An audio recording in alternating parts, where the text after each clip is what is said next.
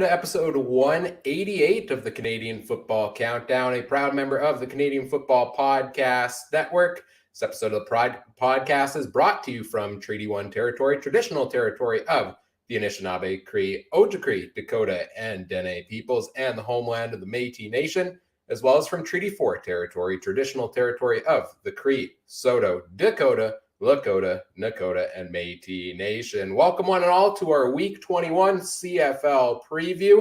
I'm Ryan Coop here, joined as always by, first of all, the great Adam Stewart. Adam, how are you doing tonight?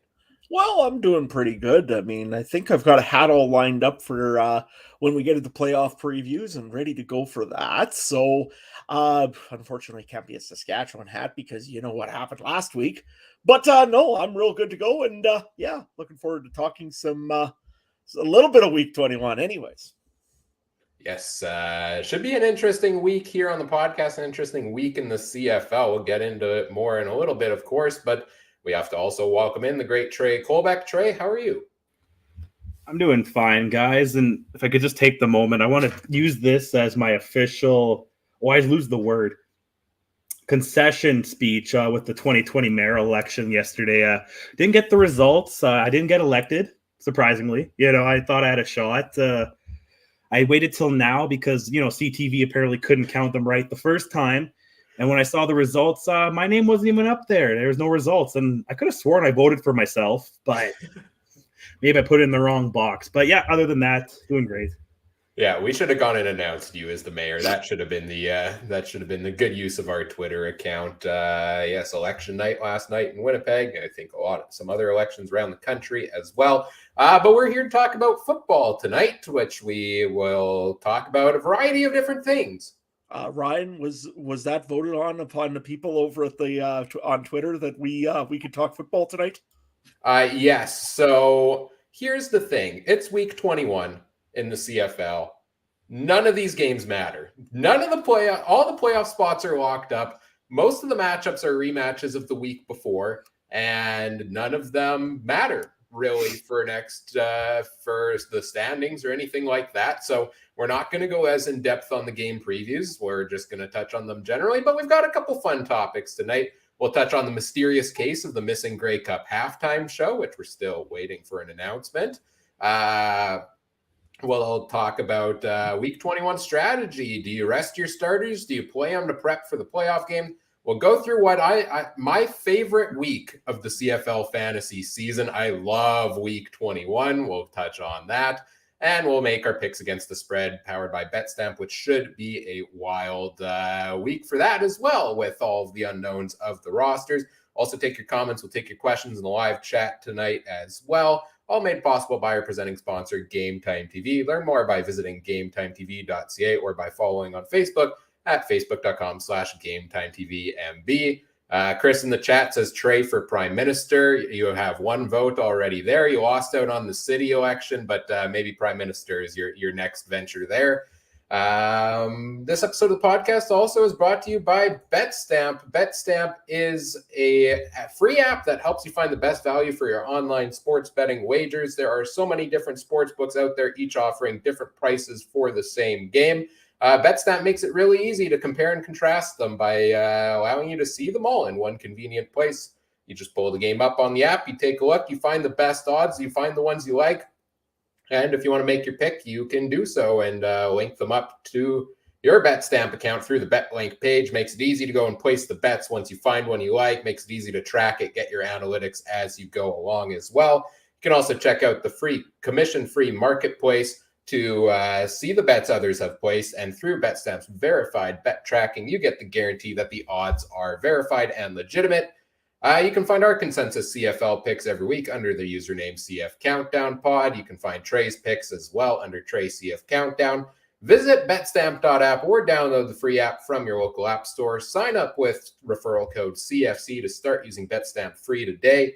Best of luck with your wagers, and remember, always bet responsibly. Well, let's get into talking about Week 21 in the CFL, but you know, we're a couple weeks away from the Grey Cup, and we have all the teams locked in for the playoff race, and we know who's going to be playing in the playoffs. but we don't know yet who's going to be playing in the Grey Cup halftime show. I don't know. When is it usually announced, guys? This seems much later than usual, right?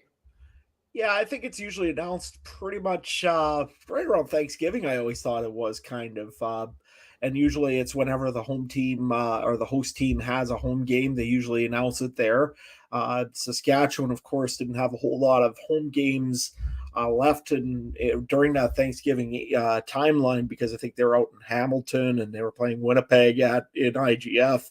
So I thought that it was going to get announced during the last game here against the Calgary Stampeders. And I think a lot of people tuned in, to be honest with you, that thought it was going to be tuned in during the October 20th game here against the Stampeders. Turns out it wasn't. So today they had a media availability for all the events at the 109th Grey Cup. President of the Riders, Craig Reynolds, was there, said that there is a person or a band or something secured for halftime for the Grey Cup. Didn't get into details, though. He said it would be announced next week. So I don't know. Could be anything, I suppose. Yeah. Any predictions, guys? Myself, I wanted to see a few Rough Rider players dressed up as ketchup, mustard, and relish and throw the according ketchup, relish, and mustard at them, but I don't think that's allowed. So, Trey, what's your idea? This is either the dumbest thing the CFL has ever done, or it's going to be the smartest. Because again, is that old? Is there bad publicity or just publicity, right? So the fact that people are constantly complaining on Twitter what the halftime show is, I don't know if the CFL is that smart though. But who's it going to be? That Offspring one made sense because they're in Saskatoon the day before, day after, and there's a day off. And it seems like, well, maybe it's been booked for a while, but they can't announce it for some reason. I don't know. Again, that's stupid. Rihanna got announced, a month ago for the Super Bowl, and that's not till first week of February, and we got to wait now. Isn't it Taylor Swift? No, that was fake. That was fake. That was they approached her, but she said no, and that was fake news. Fake news, as you know, and then it went to Rihanna. So, in other words, the CFL has Taylor Swift. That's how they got it messed up. They thought it was going to be the NFL, but instead it's the CFL that Taylor Swift's coming to. I'm all for it, and I really I look forward to seeing our Taylor Swift fans all in Saskatchewan watch Taylor Swift. We'll go with honestly, that. If they could get Taylor Swift for the Grey Cup halftime show, that may be their greatest get of all time because that would be up there. Yeah, different people have different opinions on, basically anybody's music, but it's a performer that she's bound to draw in a lot of fans for it. I'm really intrigued to see who's going to be the Grey Cup halftime show. I know, Trey, you and I probably were both hoping a little bit that it was going to be Nickelback, but then we got the news that they're on tour, so that's not going to be the option. We got the CFL Reddit account trolling people with a fake announcement that it's going to be the Wiggles performing at halftime, which got so much noise that CTV wrote an article about it. Yeah, CTV's been having a great week, guys. Yeah, it's definitely not CTV's week to be reporting stuff. Chris in the chat here has got Celine Dion, which, that would be huge, but I don't know if it's quite the right crowd for Celine Dion, to be honest with you. I see Richard has, I was at the one with the Black Eyed Peas and Imagine Dragons. That would have been a good concert, honestly. Imagine Dragons was unreal in Vancouver, and this was before they hit it big. They just had Radioactive and stuff. That was one of my first Grey Cups outside of Winnipeg. That was a show. And then they followed up with Fall Out Boy or something in Winnipeg a year or two later. And I don't know the Offspring as much. Is that not kind of the same realm, or are they more popular these days? They're more of the same realm of that. The only real song that I've got of them is You're Gonna Go Far, Kid. Okay. It's a good song, but is that all they got? I honestly don't listen to a lot of Offspring. I want them to explore alternative options. Why do we need a music Grey Cup halftime show? Didn't the NFL only popularize this in the 80s or something? Before that, it seems ridiculous to have music at a halftime, and now it's all wasn't it marching bands back in the day? Yeah, that's what I mean. Yeah. Yeah, get SpongeBob and crew. They put on the greatest halftime show performance of all time. Yeah. Tim in the chat saying, "How about the Weeknd?" Yeah, that would be I think a great performance as well. That's my point too. We have so much great Canadian talent. Like literally, 3 or 4 of the biggest people right now. If you go Biebs, Drake, Weeknd. There's that Alyssa one that did the Moana song. I can't think of her name right now. Alessia Cara, I think. Thank you. I think she did something. I thought, there's these big Canadian bands out right now, and we're gonna go Offspring and Fall Out Boy. And it gets we've had some good ones. Keith Urban's been pretty updated if you're a country fan. I didn't mind that one. And like I said, Imagine Dragons was good, but you should get some Canadian talent, right? If you're gonna go music. Should we pick the Grey Cup halftime show performance based on who's going to be good in the booth with like Rod Smith and Dwayne Ford, because they're always brought in for an interview on the field in the second half? Should we be gauging the talent based on their football knowledge here? No, I say bring in the other talent. Bring in the dogs that perform on field at halftime at the Bomber games. The trickster dogs running through the obstacle course, do that. Do the mascot race. Let's do a mascot talent competition. See what they've got behind the scenes. The CFL itself is already such a unique product. Let's just make the halftime show that too. That's my take on that. Okay, actually, I want to go with suggestions here. Tim there, the Bare Naked Ladies. Yes, I would gladly take the Bare Naked Ladies at it. Rush would be a good one. I wouldn't mind that. He adds with Trailer Park Boys. That's the best. Get Bubbles out there. Absolutely. 100%. Bubbles and Randy. That's all you need. Just book it, Randy. Just book it. Or you know what? Because seeing as I used to be in the marching band back in the day, yes, that's a little bit of a tidbit.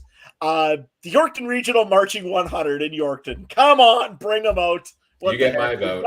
We've done Mosaic Stadium before. Let's do it again. Now, Adam, you were a little miffed about the Saskatchewan Roughriders management of not announcing the halftime show yet. I know you were telling us about that earlier today. What's that all about? Yeah, no, you know what? I know everybody is going after the CFL in this, and you know what? Rightfully so. The CFL has a little bit of blame in this too. However, this is also a big piece with the CFL, the organizing committee for the Grey Cup. That's being led by president of the Rough Riders, Craig Reynolds. He's had so many problems this year. Why would you goof this up or make this a bigger problem than what it is? I just don't like this, that Craig Reynolds is holding almost everything at hold until there's people that are deciding if they really want to go to the Grey Cup game in Saskatchewan, depending on what the halftime act is, because we ain't got much else to go for except for profuse amounts of drinking essentially in Saskatchewan. That's pretty popular. But other than that, what else do we really have at the Grey Cup game for Saskatchewan fans? So I know why they probably dragged their feet so that Rider fans can't sell their tickets maybe as easy, but it's also another move where, you know what, are you competent enough to go and get a good act and get things rolling and get people excited about stuff? Like we said also earlier today, the NFL Super Bowl act has been listed off for almost a month and a half, and that's in February. Why did it take you so long to figure out an act in Saskatchewan? I mean, I know it's cold, and I know probably there's acts that just won't do it because of it's Saskatchewan, but seriously, this shouldn't take you this long to do this thing. And this is a big part of Grey Cup is the halftime show. So I think this is another thing on Craig Reynolds. When the board of directors for the Rough Riders gets together, I hope that they look at this and they say, this guy didn't have a good year on the field. He didn't have a good year organizing a Grey Cup committee. What are we doing with Craig Reynolds here? So I know probably I'm going to get eventually booted from the Riders Twitter page, who I get followed by for some reason. But you know what? I don't care anymore. You got to do something with this already. Do what's right. If Craig Reynolds is the issue here, or if there's something else up, do what's right already for the board of directors. I hope they really at least give Craig Reynolds a very, very thorough review at the end of the season. Yeah, that's an excellent point. One of many things I think they're going to be reviewing with the entire front office of the Saskatchewan Roughriders. Let's start talking a little bit about Week 21 itself, and we're not going to go through the games one by one here. I don't think it makes sense to do so. I don't think that would be full on entertaining for everybody if we went one by one, because I don't think we'd have a whole ton to say. But let's have an overall conversation about how do you approach Week 21 for different teams, because it's a mess. We've got a lot of teams that are starting their backups at quarterback, starting other backups out on the field. We know at least BC, Nathan Rourke is back and will be playing one quarter, and presumably Vernon Adams will play the other three. Zach Collaros expected to start. I imagine same thing for him, one quarter. The other would, probably Drew Brown the rest of the way there. Likely similar cases around the league, like Caleb Evans, I think, is starting for Ottawa. Chad Kelly's starting for Toronto. We don't have all the depth charts out yet, obviously. But then I was kind of surprised today to see the Bombers depth chart, and it's pretty full of starters. Now, how long are they going to be out there on the field? I don't know. And that's the question I guess I have for you guys to open this up is if you were in the coach's seat, in the GM seat for a team that's making the playoffs, let's start there. How are you approaching Week 21, Trey? Could you not have prepped me a little bit on this, man? Like that's such a tough one. Football's that tough sport, right? If like baseball, we saw what happened to teams that got the bye. They all two of them got smacked, right? And the Yankees almost lost it. Houston was the only one that actually did anything that was number one seed. So that's a sport of repetition where you need to play every day. Football, like I said, I don't even know if I want Rourke out there. I don't know. Like Collaros is weird because he's in the home team. Now this game was in BC. Again, maybe I play Rourke more, get some ticket sales up, whatever. But you want to, keep that in the back of your mind. Collaros, I think, is only starting because he's at home. The season ticket holders paid to see him, not Drew Brown. How long they would go? Yeah, I wouldn't go any more than a quarter, right? Like, watch Nathan Rourke hurt himself in the last play of the first quarter, right? Like, watch that happen, and then I'll say I told you guys so. Adam? Yeah, no, you know what? If it wasn't that he was out for 11 weeks before this, I would say, yeah, you don't need to play Pride Nathan Rourke. But in the case of him not playing at all for the last 11 weeks, you got to play him a little bit. You got to get that repetition. You still got to get those throws and get that chemistry rebuilt with some of your receivers that are out there. It sounds like Lucky Whitehead is getting very close to playing. I don't think he's playing this week. I don't think, if I'm not mistaken. I think he's on the depth chart. Burnham is not. Yeah, Burnham isn't, but Lucky is. Okay. But again, you got to just still build this chemistry, and it's very tough. Chemistry is a weird thing in football, I think. It can really hurt you. It can really benefit you. But to me, I think that right now, with Nathan Rourke in his case, he needs to get some reps and get some real bullets flying at him to make himself feel comfortable so he's ready to go against the Calgary Stampeders next week. On the other side of the football, Zach Collaros, we know what he can do. We know how he plays. We've seen him play all season long. You've got the best offensive line in front of him. I agree maybe with playing him for maybe 2 series, 3 at the most, and get him off the field. Maybe get him a touchdown. That's it. And pull him, because you don't want to take a chance with a guy like Zach Collaros. I know that I hate to say I would like to not take a chance with Nathan Rourke either, but I believe that he needs those reps or those bullets to make him feel like he's comfortable to ready to go for the Calgary game. As per the other starters in a game, wide receivers and all that sort of thing, you got to give them some reps. You can't put a whole team on the sideline, essentially. Very tough to do. But that being said, you can go and you can start to strategize. And what all indications could be, this could be a West Division final preview. So there could be teams wanting to figure out, maybe do a little bit of things against the other team to see what will work, what won't work when they get into that big game, possibly later on in November. So it's a very touchy subject. I know that probably there'll be people in the chat telling me, what are we doing? Richard in the chat says if Collaros doesn't play, it'll almost be a month of him taking no real reps. I agree. That's why I say get a series or two or maybe 3 even out of him. After that, pull him. But yeah, I think that myself, I've watched those Calgary teams that were like dynasties back in the day, had the bye week, and then they absolutely fell flat on their face. So to me, I think that you got to play them some. I don't know if you got to play them a lot, but you do got to play at least a half and then turn it into a preseason game, as far as I'm concerned. I completely disagree, actually. Like, to me, and I'll play the devil's advocate here. I think playing a guy for just a quarter is the dumbest of the options available, because you're talking about a quarter of football. Let's say time of possession is about even. That's about 7 minutes, 8 minutes out on the football field. Is a guy going to get that much chemistry in 8 minutes, a couple of drives out there on the field that he's not going to have already had from playing all season long? Nathan Rourke's a different case. I think, yeah, just making sure he's in game shape out there before you go out and, make him your starter in the playoffs. That makes sense to me. But for some of these guys like Zach Collaros that has been rolling all season long, hasn't had those chemistry issues, I think the risk far outweighs the benefit if you're just playing a quarter, because you're not gaining much out of it, but you're potentially risking that injury there. So if I'm playing a guy like that, I'm playing him for at least half a game for meaningful time to get him more reps out there. Or I'm sitting him entirely. That's my take on that. I don't know. Is that crazy?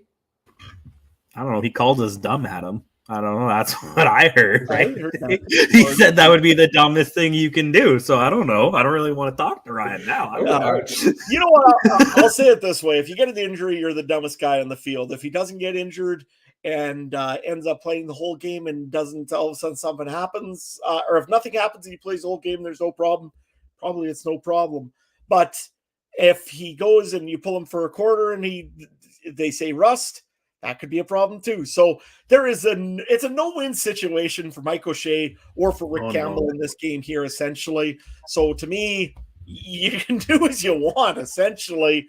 For the fans, I hope they play the starters all 60 minutes, because that would make a pretty epic game against the BC Lions and the Winnipeg Blue Bombers. But you know what? In another way, I don't know. I don't think there's a good answer. Well, Tim in the chat makes a very interesting point here as well, that this weekend will be vanilla play calling all the way around. And this is a byproduct of divisional matchups down the stretch, right? Where you're playing these teams. You look at Winnipeg, BC. Okay, there's a decent chance they play each other in a playoff game. You look at Toronto, Montreal playing each other. Decent chance they play each other in a playoff game there as well. So why are you going to go and give this other team you're playing, some insight into your game plan, basically? So the backups are going to come in. It's going to be, simple plays, no trickery, maybe a little bit to try to, double cross game them, I guess. But a lot of vanilla offenses from these teams that are prepping for the playoffs. Right. So, yeah. 100%. Adam, go ahead. No, go ahead, Trey. No, I was going to say, Ryan, what's your thoughts on Ellingson? We haven't seen much out of him here in Winnipeg. I'm surprised he's getting playing time. He was one of those guys that I might have been like, the guys filling in for him have been doing better. What do you think? Or do you think he's just getting a little bit of playing time, but we'll see the other guys come playoffs? Yeah, that's an interesting one, because he is still one of the top receivers, I feel like, in the CFL when he's healthy, but he also hasn't played in a while. How is he going to be coming back from injury? And the other guys, it's hard to choose who you take out of that lineup. I mean, I would assume you're probably taking out Greg McCrae and putting him into a third-string running back role, maybe rotating him into split time there with Ellingson, something like that. I would imagine that's what ends up happening there. But he is a game breaker. We saw what he did early in the season. So I think it's, as good as the other guys have been rolling, I think it's hard to keep him out off the field.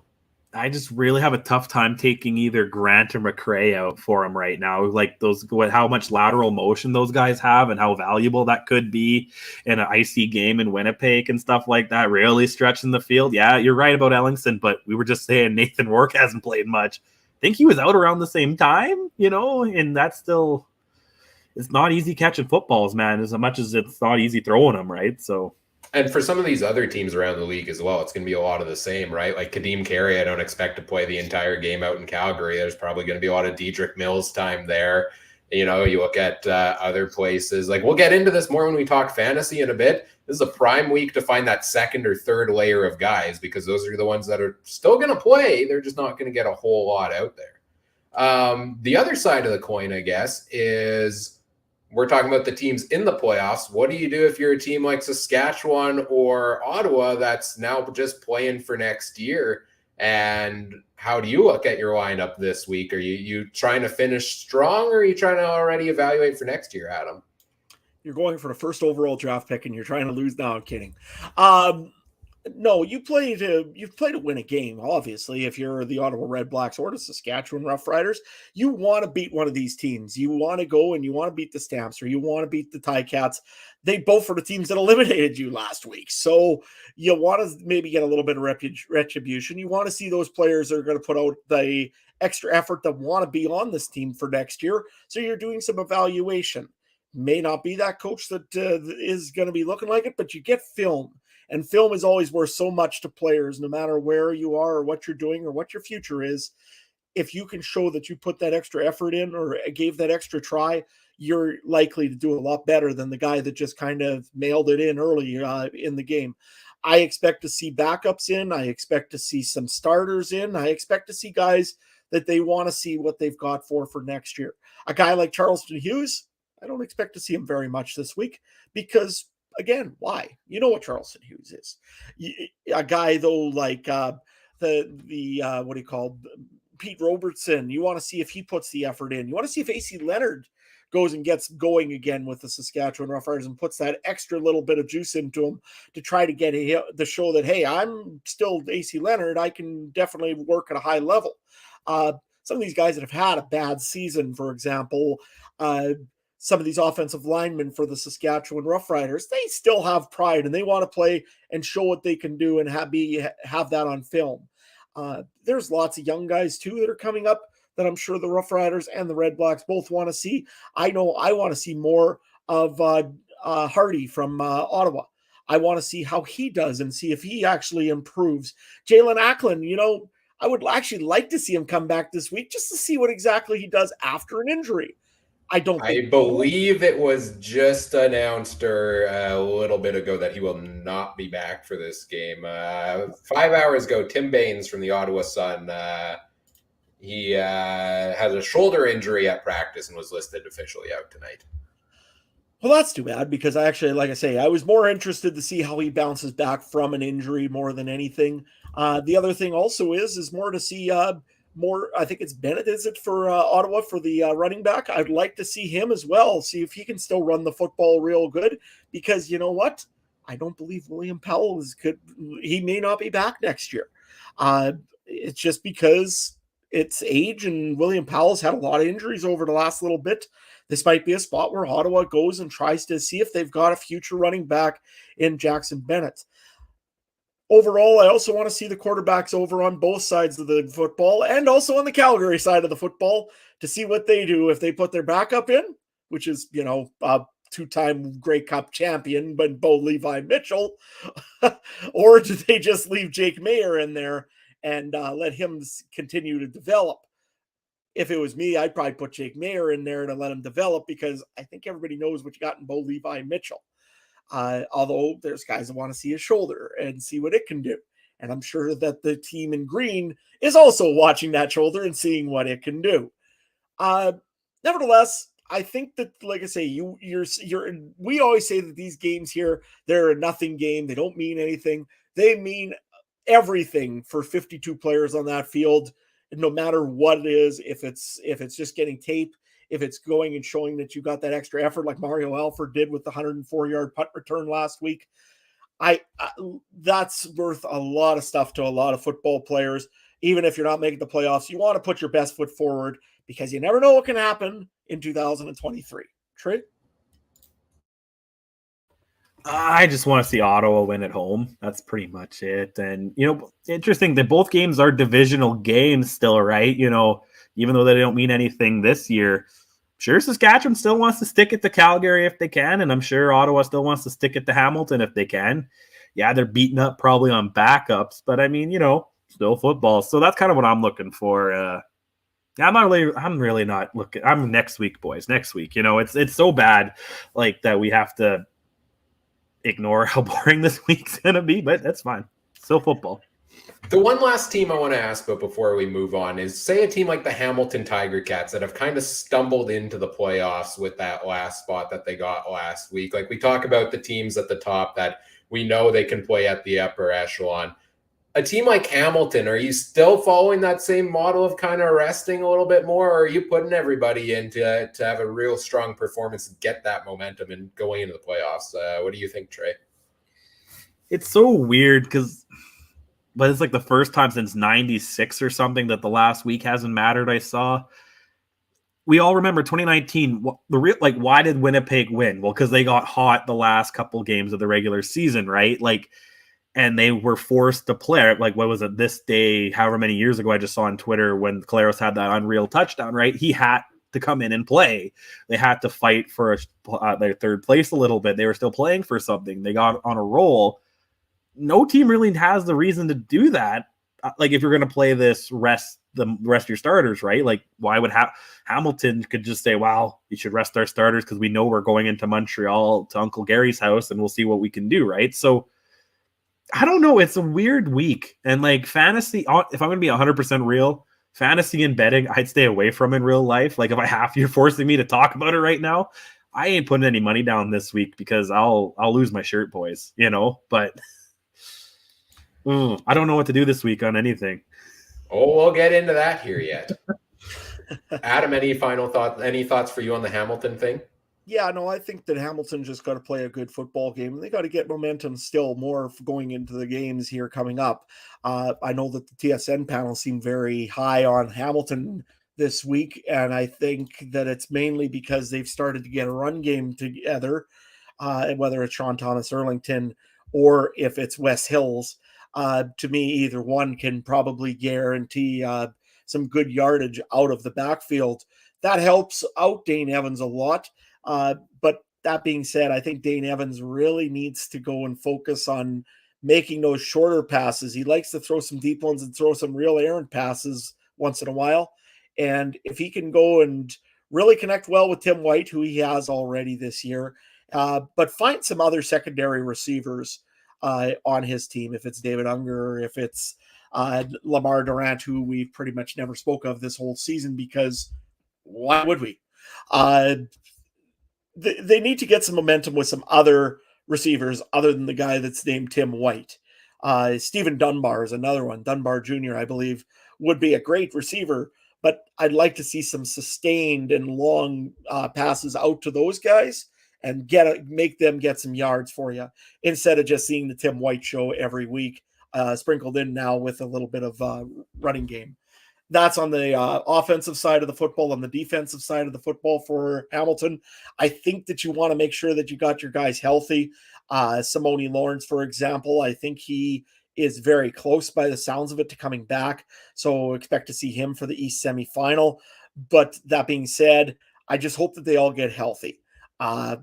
Also, I should add there for all the Saskatchewan fans, it wasn't Simone's fault we did not make the Grey Cup. Please don't blame him on Twitter. It just makes us look silly. He was ruthless this week. We have a 2-minute. Like he hadn't hold him back, and I'm like, I didn't know where it started. I was trying to go through and find where it started, and you just couldn't quite find the beginning of the piece of yarn on that. Like, it was some fans. He was kind of going off on fans. Like, I have no idea, but that one was questionable. No one ever told him to stop. Like, is there a line? Like, where's the line? He wasn't saying anything offensive, but it was a weird look, wasn't it? Yeah, it was. Sorry, it was definitely a little bit strange seeing Simone Lawrence go off on Twitter, because usually he keeps quiet. And I mean, Saskatchewan fans this whole year have been just absolutely ruthless with the whataboutisms with Simone Lawrence. Oh, Garrett Marino hit this guy, but what about Simone Lawrence? It was just like anytime Saskatchewan took a penalty, but what about Simone Lawrence? What about him? He's on the Hamilton Tiger Cats. He's one of those polarizing players that kind of toes the line a little bit. And if he's on your team, you love him. If he's not on your team, everybody else seems to hate him. You know, I've never found a problem with him. You know what I mean? He plays to the whistle, I find, and in the way the league's going with the late hits and this and that. Like even the Claros one was iffy. You know, and there's a lot of things too. I think was it Claros not trying to slide on that or something too? And sometimes he was sliding, but he was going down and he nailed him square in the head. I mean, that's what I mean. Like none of us can honestly go and say that any of us would have been able to hold up. You know what I mean, though? If we were going in, I would have probably went into him. And I don't know. Anyway, we don't have to get into that today. I just don't think he's as bad as a Marino, obviously. And I don't think he's as bad as what people claim him to be. He plays to the whistle. He plays rough. He came from a Southern America. Let's play football when you're 12 and 10 and 8, and we're going to hit you. And it doesn't matter, right? So that's the way I take it. And I don't know. He's not going for ankles. He's not twisting. He's not doing anything like that. He's not saying racial slurs in the lineup. You know, there's none of that stuff, right? Yeah. So, but you know, like I mean, for like when we watch in Saskatchewan, he hits high, and that's a little questionable. And I mean, they're trying to rule out of the CFL. But what I'm looking at with Simone Lawrence is if he was, for example, if we had the ultimate chaos team in Saskatchewan for next year, Simone Lawrence is one of our linebackers, Bo Levi Mitchell is our quarterback, and Mike O'Shea is the GM and head coach of the Saskatchewan Rough Riders. Yeah. I can't wait for all team. I can't wait for all the off-season speculation, guys. Okay. Yeah, we better move on because otherwise we'll be here for like 4 hours. No, I'm just genuinely saying I'm super excited to go even more in depth on all of those things, right? Oh, yeah. It's going to be so fun.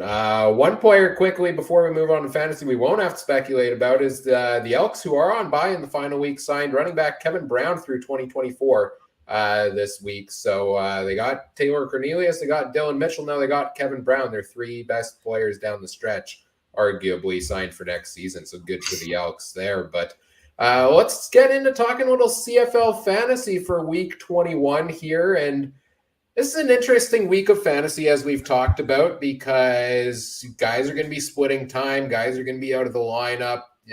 Normally I say make sure you check those depth charts. You still want to make sure a guy's playing, but this is a week where I wouldn't trust the depth charts very much at all because the guys listed as starters may not play the majority of the game there. It's going to be a mess to sort through. I also don't have the charts this week, I'll admit, because I didn't really know who to all grab and list on them because we haven't seen the depth charts and we don't know who's all going to play. So we're going to take more of a kind of overarching approach to the look at CFL fantasy here of where to kind of go with the strategy at the different positions. So let's start off with the quarterback position here, guys. I mean, every team, like, you're not going to spend $12,000 on Nathan Rourke or $10,000 on Zach Collaros when they might play a quarter of football. If you do that, it's just – I mean, Nathan Rourke might put up 30 points in one quarter. It is possible. I wouldn't put it past him. But you're not – you shouldn't be doing that. You know, all of these other high-priced starters as well. It's kind of, you know, pick the best backup that you think is going to play the most game time, I think, is the strategy at quarterback this week. And to me, it's got to be Caleb Evans at $5,683. I think they said he's starting for Ottawa this week. Tyree Adams, I think it is, might get some backup play there. But Caleb Evans has 15 rushing touchdowns on the season, which is the CFL record for a quarterback. We've seen him put up 25, 30-point performances earlier in the season as a starter. Seems like to me he's the best option you got at quarterback this week. I don't know. Do you guys see any others? Well, I don't mind Chad or Caleb Evans just because he has a little bit of experience. But because, again, the point, it's like almost like whose line is it anyways? It's all made up and the points don't matter anymore, really. Anyways, I'm going to go with the Toronto Argonauts and I'm going to take Chad Kelly. I am really excited to see what he can actually do in Ole Miss, his alma mater. He was 503 for 786 passes attempted, 503, had a 64% completion percentage, but 6,800 yards, had a lot of rushing touchdowns as well. He was just one of those guys that was really exciting to watch in college football. So what the heck? I want to see what he can do up against the Montreal Alouettes. And yeah, I don't know why, but I'm kind of excited about this guy. So for $6,000, I'm going to take a chance. I'll take Chad Kelly. Troy? I'm going to go off the board here, and I'm going to go to Mr. Wild Thing, third stringer, Tommy Stevens of the Calgary Stampeders. For this one fact, why would you put Bo in? He ain't your backup next year. This guy might be. You might need to put him in. I don't, and he's the short yardage guy. I'm going to go off on a way tangent here, and I'm going to beat you guys in points, I kind of like it. I kind of like it because, if Jake Mayer's not going to start, you're not going to put Mayer out there as your short yardage quarterback, right? Like that doesn't make sense. And Bo's not going to do the short yardage. So, you're at least going to get that from Tommy Stevens. Maybe you get some playing time in there for him as well. I kind of like it, Trey. I think we hit on the three quarterbacks I kind of had in mind. Chad Kelly was right up there as my number two behind Caleb Evans there also. So that's those are the guys I'm looking at. Maybe Vernon Adams at 8,000. If he's we know he's going to play 3 quarters. I'd be surprised if they all of a sudden put Rourke out there for longer, but seems like you can save some money at quarterback this week by going with one of these backups when probably nobody is going to have a massive 20-point performance this week. Looking at running backs next, another interesting case where, how much are these top guys going to play? I mean, James Butler is at $10,000. Seems like there's talk that Bruce Anderson's going to get in there and take over some of his workload. I really would be surprised to see Kadeem Carey play the whole game when you have that stacked running back room for the Stampeders. Like William Stanback, probably get him a little more in game shape still, but why risk a re-injury for him? Right? Like we're probably looking at the cheaper options here at running back again this week. Let's go to you first, Adam. Who do you have in mind? Well, I've got 2 guys in mind. One is from the Winnipeg Blue Bombers. I think I'm going to take Johnny Augustine this week. I'm sure that he's going to get quite a bit of yardage and a lot of plays eventually in this game. I don't think it'll be after the second quarter. It's probably done. But after that, they're going to run the ball out and try to kill the game. The good news about this week is at least it's going to be a fast week because it's just going to be all runs and the clock is going to keep ticking. I hope. Anyways, the other guy that I'm looking at taking is Jackson Bennett. I want to see the Ottawa Redblacks run the ball a little bit more here. I want to see what he's got in case they do decide to use him next year. So Jackson Bennett is my other guy, only $2,701. So I'm going on the cheap route, but I think he's probably going to have a little bit of a run game as well. Trey, what do you think of running backs? First up, he's the running back on fantasy, but he's the second string receiver on the Winnipeg Blue Bombers. I'm going to take McRae. I think he'll get more playing time than what it says on there. And like you said, a lot of running. I thought of Augustine early, but then I also thought he's probably going to split it with McRae, but we'll see what happens. And my other guy, I'm going to do what I did a couple of weeks ago. Fullback Mike Miller for the Winnipeg Blue Bombers. He's going to get some sneak play or some little goal line play action boot pass to him, and he'll pick me up 7 points. The interesting thing for the Bombers is Brady Oliveira, I was reading today, is 60, 70 yards away from hitting 1,000 on the season. And that kind of makes the week interesting as well with some of these guys that are trying to hit milestones or finish first in the league in yards. You kind of want to have a guy out there and let him get his chance as a fan, but as the coach, like Mike O'Shea's not going to care about Oliveira getting his 1,000 yards necessarily. Bonuses, man. I don't know. I mean, I know Osh doesn't care, but how much of I don't know. If I was Oliveira and I had a bonus and I'm getting, whatever, 20,000 extra. But then also if I'm Kyle Walters and maybe we're a little close to the salary cap, I'm saying, Osh, don't put him out there, right? So. And there's a lot of guys around the league like this. Like there's a tight race for the league's leading receiver and everything like that. So it's interesting in that case. A couple of other guys that I don't think we've mentioned yet that I'm looking at are, one of them's Walter Fletcher for the Montreal Alouettes, who is kind of split time with William Stanback the past couple of weeks, getting in some major play there. And I don't expect Stanback to play a whole ton, so I kind of like Fletcher this week at 6,200. He's a little more expensive. The other one, the first one I put in my lineup is Dedrick Mills at 4,881 because he ran for 100 yards last week as a backup to Kadeem Carey. He split the time, he took the carries, and he did it. And I expect him to do a lot of that again this week. And he's had a lot of good performances when he's been in the lineup. So these are kind of middle-priced guys that I like. Also, Jackson Bennett, like you mentioned, Adam, is a really tempting play as well at 2,500. If he's the starting running back, it should have no problem. Or I guess he's 2,700 now, hitting his full value there. So we're through the quarterback position. We're through the running back position. I think we're sensing a common theme here of don't pay for the $8,000, $9,000 players. Fill your lineup with the guys down near the bottom across the board. So that's what we've got here at running back for this week. Let's take a look at wide receivers as well. And we'll go to you first on this one. Trey, what do you have at wide receiver? I got Jalen Philpott because I'm expecting some special teams yards, and he's only 3,800 and some change. I got Javon Catoy too. Let's see what he does in this lineup. And I'm going to go with Janarian Grant against special teams. And, like Adam said, a lot of running, a lot of chewing up the clock. So you might have a lot of those sweeps and run plays. So you don't know what Janarian Grant with McCray will get up to in that Winnipeg offense. Adam, what do you got? Well, I'm going to take a bunch of players that are playing for pride and for jobs versus guys that are playing for just next week, I guess, or taking away the rest of the week off. Who knows? So I've got one guy, though, from Calgary. I'm going to take Richardson Danny. The reason being is I think that the Calgary Stampeders will probably let him play more than anybody just because I think with Kamara Jordan pretty much being ready to go, I think that he's the odd man out, Richardson Danny.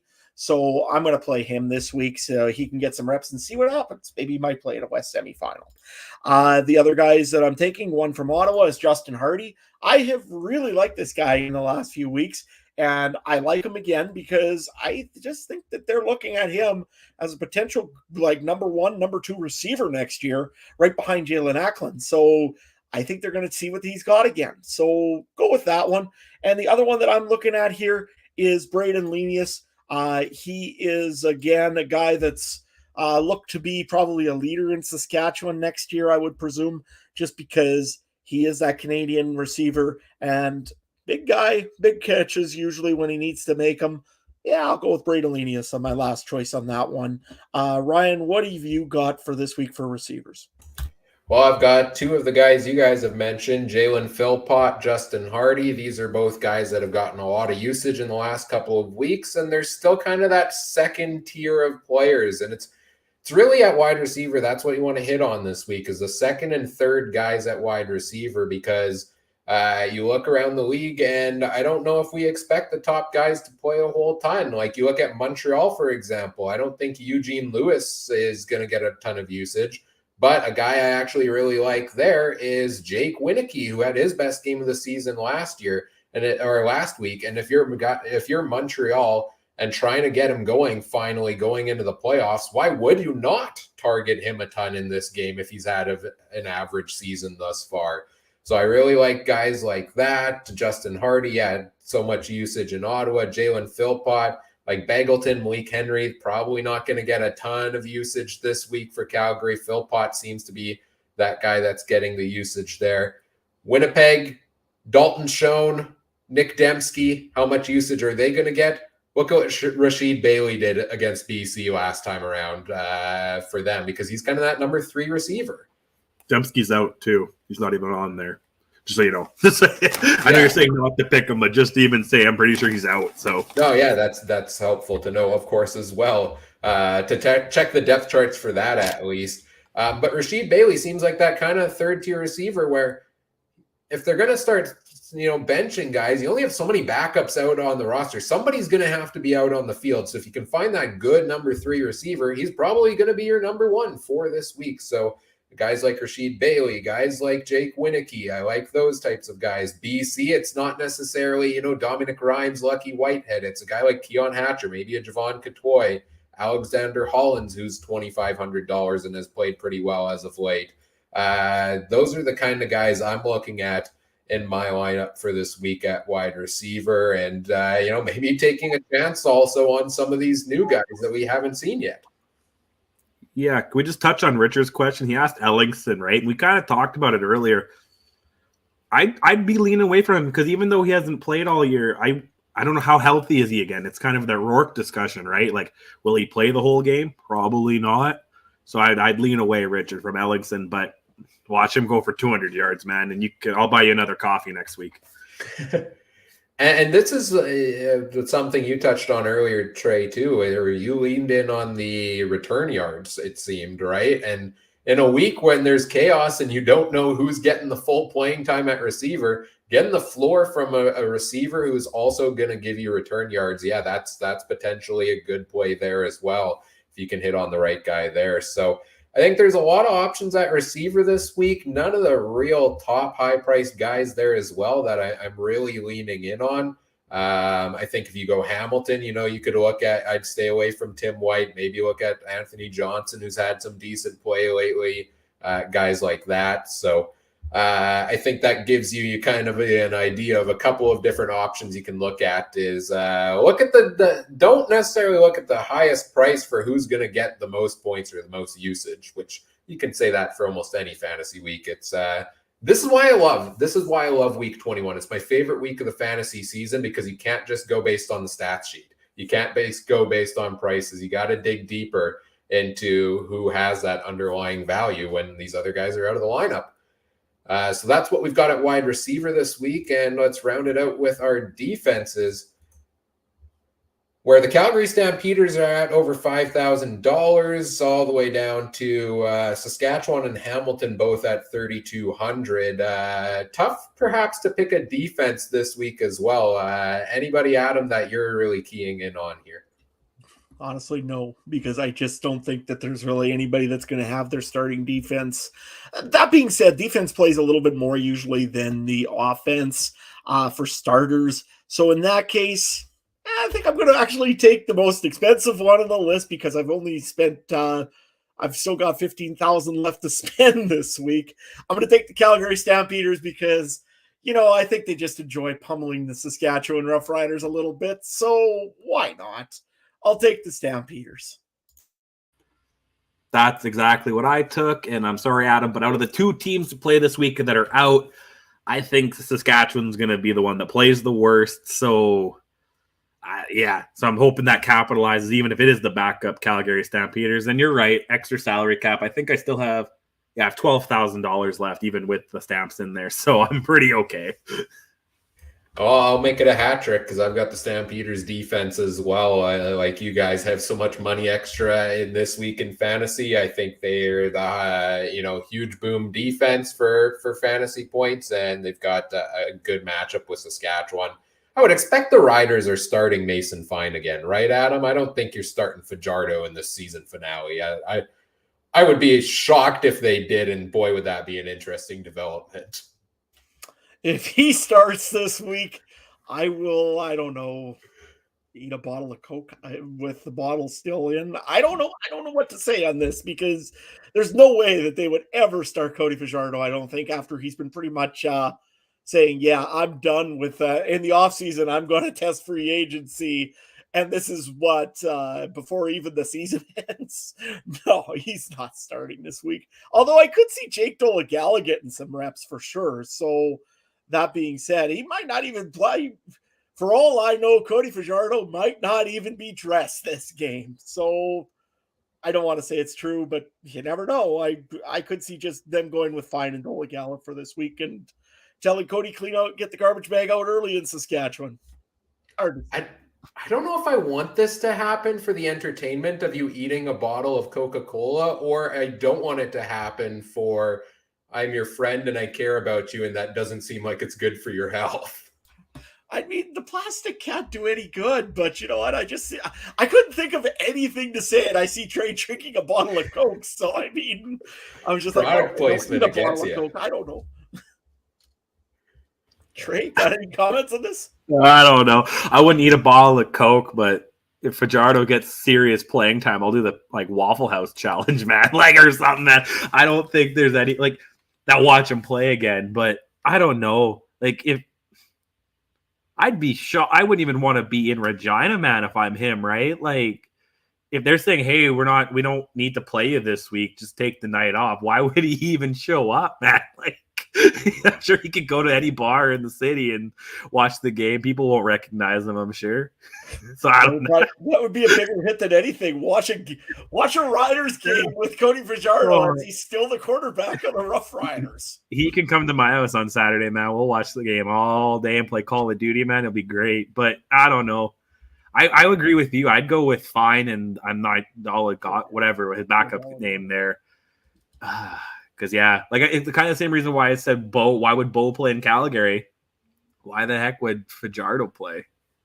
But anyway, exactly. Yeah, Calgary's defense seems like the consensus choice here. Other options, maybe Hamilton, cheap 3,200 against Ottawa. Hamilton seems to be able to score a lot too, but you should have money left over unless you're really banking on a high-priced player playing the entire game this week, which is risky business. So that's what we've got for fantasy this week, and it takes us into another interesting segment for a week that means nothing for the standings, which is our picks against the spread for this week, powered by BetStamp. BetStamp is a free app that helps you to find the best value for your online sports betting wagers, provides you comparisons of odds across a variety of different sports books, including the BetStamp recommended best odds, which we'll be using for our CFL picks against the spread here today. Learn more at betstamp.app and sign up with referral code CFC. And let's take a look at the odds for week 21. And we hand it over to current leader in our betting standings and our betting expert, Trey Colbeck. Yeah, let's do a real quick recap because Ryan, man, 4-0, man. I think we talked about a little bit on Monday, but just throw that out there. I think that might be your first one of the year. Or maybe you've had one. The 4-0, yeah. And then Adam and I both went 3-1, which was not that bad. We only just got I got Hamilton wrong, and Adam, sorry, those Rough Riders, man. But I had to go down with my ship. I mean, I knew that they were going to lose, but I just had to go down with my ship. I get it. Have somebody do a deep dive into what Adam's statistics on non-Saskatchewan Rough Rider games are this year? Well, I might have to go look at that. I don't know if I have them all saved anymore, but I'll have to find it, man. But then again, I've gotten almost every Bomber game wrong this year, so. Yeah. So yeah, quick recap. 46-30 is my stats at the top, making money. Cooper Trooper, Ryan, 42-34, and Adam, you just hit 500, 38-38, man. 9 games left, 4 regular season, and of course the 5 playoffs. So I haven't clinched first yet, but we're all in the money. About if you make half, you're breaking even, right? So that's okay. And Ryan and myself can go out to get some nice pancakes or something with the money we're making off of this. On to this game. This was interesting. Talk about going down with the ship. I'm actually leaning towards Winnipeg, God forbid. Oh, I'll take Winnipeg minus 3.5, only because I don't think Rourke's going to play that much. And Drew Brown and the backups almost beat BC last time, right? It wasn't that bad. And now you're at home. What did Calero say? He's got his friends in the stands when he meant to say fans. We're all friends here in Winnipeg, so minus 3.5 at cool bet. Adam, are you going to go 39 in? Which way are you going to go? Well, the only way I could say it is like this. Nathan Rourke, when he started this season, went 3 for 3 in touchdowns to start the season. He's going to only have 3 series this week, but it's going to be 21-0 because he's going to get 3 straight touchdowns, and the Winnipeg Blue Bombers will lose this one. Bomber fans will be going and questioning themselves and going and sleeping in the closets, shaking back and forth and worrying about the boogeyman BC coming back for him in the West Final. So, yeah, I'm going to go with the BC Lions. Ryan, what are you doing? Well, I tweeted this out already this week, but Nathan Rourke is back, and so is the Nathan Rourke for the Hall of Fame campaign, which means I got to take my boy here, and I got to go with the BC Lions at +4 from Bet99. Spoiler alert for the other 3 picks here. My overall theme for week 21 is I like the underdogs when betting on football this week. And it's not something where I would, bet a huge amount of money on the underdogs.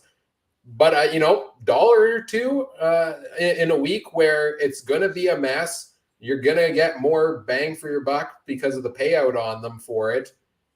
I kind of lean towards the underdogs this week. Maybe not this game as much, but we'll get into the other three here yet, which the depth charts haven't come out yet, right? And so I'm interested to see what the odds makers have done for those, because have they made them based on who the regular starters are? And are we going to see these teams like in Ottawa that's out of the playoffs that, yeah, should be an underdog going into the game, may actually have more of a bona fide starting roster than the team they're playing against. So it's an interesting week. This will be a close game.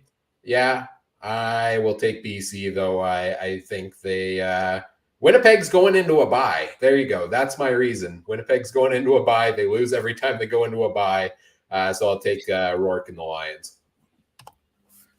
So in other words, because Trey picked the ball, or because me and Ryan both picked the same team, this instantly means the Winnipeg Blue Bombers are winning. So, Hey, who was 4-0 last week? Yeah, who should have been 4-0 last week. That's fair. And if it wasn't for a silly missed field goal, we would not be that either, right? So CFL rules. But real quick, I did on CoolBet, because that's the app I had open.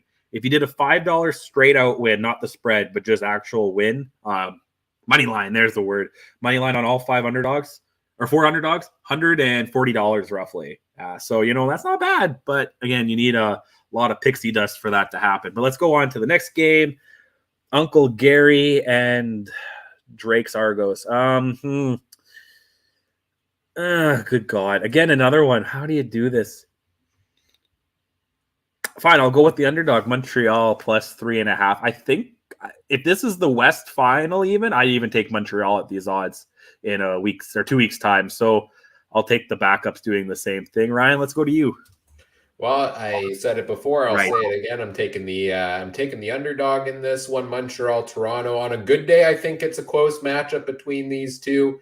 Interested to see who starts for Montreal at quarterback. Does Dominic Davis start? Does Davis Alexander start? Does Trevor Harris get playing time? I'm not too sure because we don't have the depth chart out right now. We know Chad Kelly's going to start. I'm excited for that, but this game's too close for me to pick between, so I'll take the pick that's going to give me the best odds of getting it right, which is taking that extra padding there of the 3.5 points for Montreal. Adam? Well, statistically, this game shouldn't even be close. Like last week, Montreal absolutely hammered the Argonauts in yards and everything else, except for 1 point they lost. Otherwise, they were going to win this game, essentially. So I'll go with the Montreal Alouettes. Again, you're right. I don't know who's going to start in the quarterback, and probably most of that team is going to get benched after the first half. But no, I'll go with Montreal. And also, if Mr. Stern is listening, go get that Olympic Stadium ready for a little bit. I'd love to see a game in the Big O. Alrighty. Sorry, it was the time whose turn it was to talk there. On to the next one. We got Oski Wee Wee versus the Ottawa Rough Riders. Oh, man. This one's really tight. Ugh.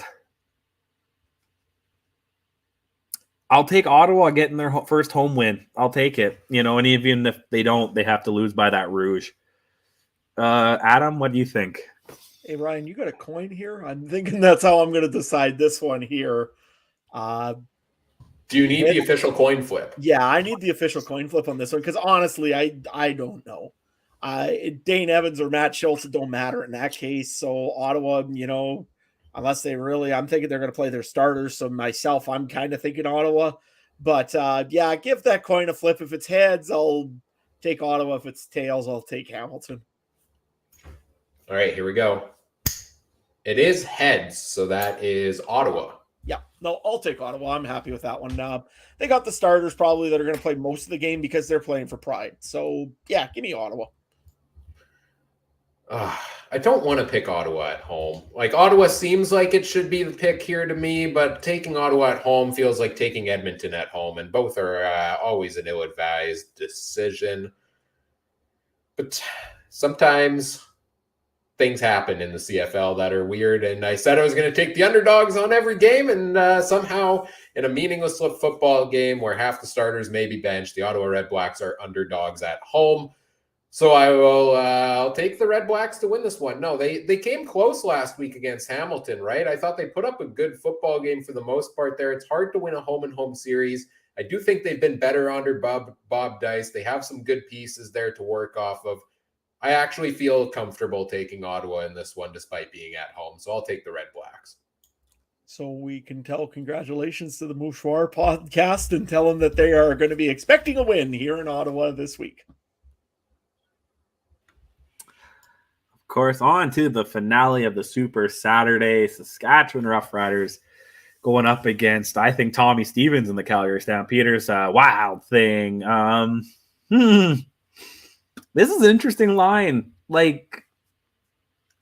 know what Ryan's going to take. So I'm going to take Calgary just to be on the other side, and we'll make poor Adam pick in the middle here. The team has broken my heart so many times this year. Just so many. I don't know if I can continue to get hurt again, but I don't know. Because honestly, I think Saskatchewan should win this one, be honest, because they're probably going to play their starters, because what else do they have to lose this year? Minus Fajardo. That don't count. But, give me the Rough Riders. It's either I'm going all in this week or I'm going all down this week. So, no, give me the Rough Riders one more week. I'll take my pain and suffering. At least I can't pick them again next week. I'm going to abandon Adam in his time of need here, actually, and I'm going to swap it up on this game. I'm sorry, man. But when I see these lines here, Calgary and Saskatchewan, I like taking the underdogs in a lot of these games, but I look at Calgary, and if you're playing your backup, your backup's still Bo Levi Mitchell versus probably Mason Fine starting. As much as I've been down on Bo this year, I think I'll take Bo Levi Mitchell in that sense. I mean, the backup with, at running back with Dedrick Mills is still pretty darn good the past couple of weeks.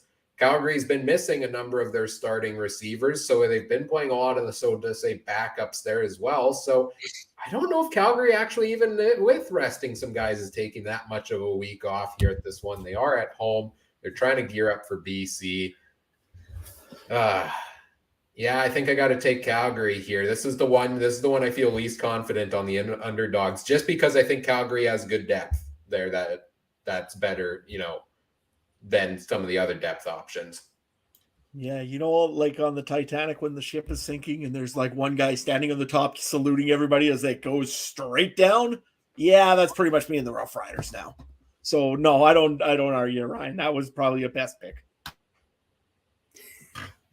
All right, so it always seems like we either all agree or you guys disagree with me. That kind of seems like the trend of the year. So 2 times we agree.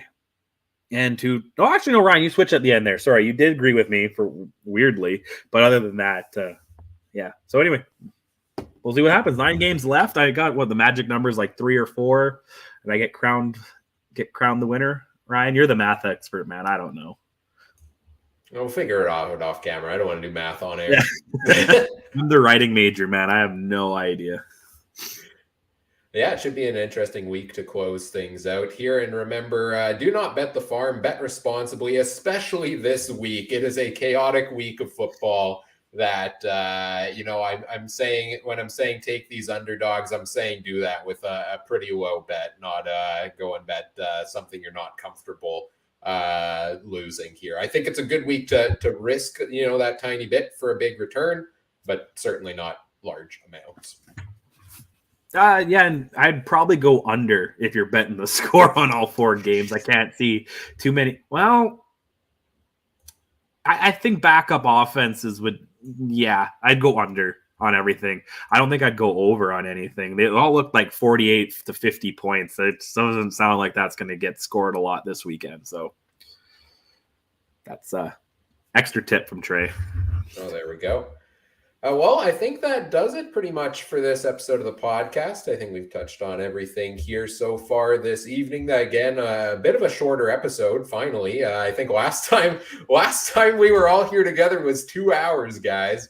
This time we're keeping it a bit shorter, but it's been fun. We've touched on a lot of things, and yeah, it might be a meaningless week of football, but I'm still excited to see how everything plays out with fantasy, with betting, all of that stuff as well. Let's take a look at what's coming up here on the podcast.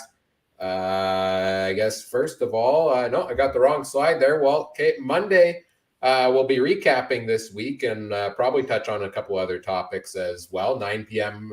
Central Time in Winnipeg on Monday and 8 p.m. Saskatchewan time. Time change is coming up November 6th, so we're going to have to remember that for the wrap up. But Monday, we'll be recapping whatever we can from this week's games in the regular season. And then next week, Thursday, our playoff preview show, November 3rd, 2022. I don't know why I felt the need to add that in there, but we'll do our full playoff bracket preview. We will do our picks for the first game, maybe a bit of fantasy talk for those two games there in the first round of the playoffs as well. So look forward to that next week, Thursday. You can find it live on YouTube, Facebook, Twitter, Twitch, and the Game Time TV YouTube page, all made possible by our presenting sponsor, Game Time TV, which you can learn more about at GameTimeTV.ca. I guess you can find us on social media, the podcast at CF Countdown Pod, on Facebook.com/CF Countdown Pod as well. Make sure you check out all the other great shows from around the Canadian Football Podcast Network at CF Pod Network on Twitter. Adam, let's start with you. Where can people find everything you've got going on right now? Yeah, you can find me at AdamStewart1 over on Twitter. If you want to hear about the latest and greatest canola seed varieties, by all means, I'll try to help you as best I can. No, I didn't think so either.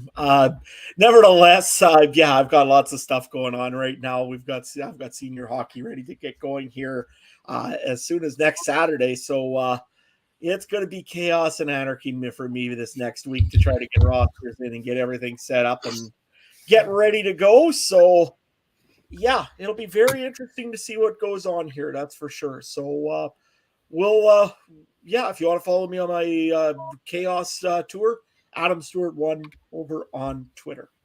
Trey, where can guys find you? You can find me at Trey MB Harness. So always got horse racing stuff going on. You'd think it'd slow down when it gets cold, but not seems to pick up again. Big weekend this weekend. What about 10 races go for about 800,000 or 900,000 Canadian in Woodbine for the Breeders' Crown. So these are like the best horses in North America, even the world going at it. So if you want to get into the sport, it's definitely one to watch. I think it's available on Fox 2. I thought I saw that. So, it's getting actually a little bit of prime time action. So yeah, I'll probably be all over that and other stuff. Or if you don't hear from me all weekend, it's because of Call of Duty. If you don't hear from me, I might not post a lot of stuff. I'm okay. I didn't die. I didn't go missing. Just I have no life. It's very exciting times. Trey's got the game all loaded up and ready to go behind him here for shortly after the podcast, I assume. You can find Mike on Twitter as well, at Mike Garrell, if you want to see everything he's got going on these days. You can find me on Twitter at CooperTrooper42, mostly just, driving trying to drive a real strong campaign for the Nathan Rourke for Hall of Fame club. That's really all I do on Twitter, and retweet the links to our show. But if you enjoy that, give me a follow.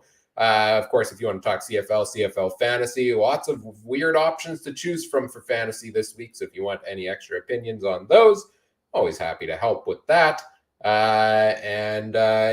Lots of fun stuff here to come on the podcast for the playoffs. Looking forward to dissecting all of that and see where we all lie on our playoff predictions next week. Better have your full bracket ready to go, guys. You get an extra week to think about it because we know where all the playoff positions are at.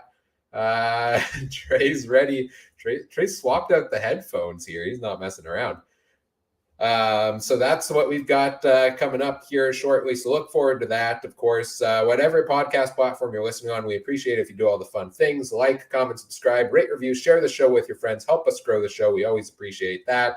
Thank you to everybody who joined us live tonight. Thanks for all the great comments in the chat. We always appreciate those. Enjoy this week of football, however it ends up being. And we'll talk to you again next week here on the podcast. On behalf of Adam and Trey, I'm Ryan saying thank you for listening. Take care. Have a good one. Bye.